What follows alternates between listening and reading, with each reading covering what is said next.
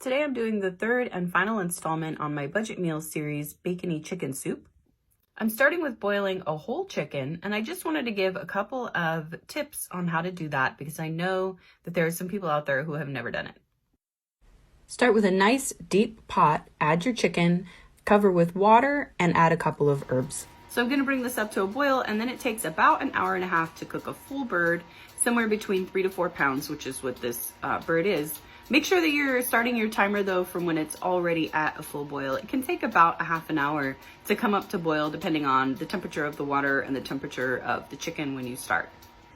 And just one more thing to note, if you've never boiled a whole bird like this, just make sure that you're leaving enough headspace at the top. The water is going to foam up a little bit at first. Most people will skim off that foam. They consider it to be imperfections from the meat. I don't know whether that's true or not.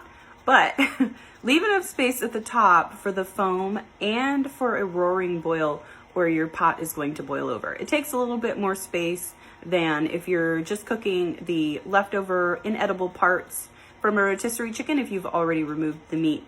You don't need as much head space at the top, but if you're cooking a whole bird, just make sure you leave enough space so you don't boil over.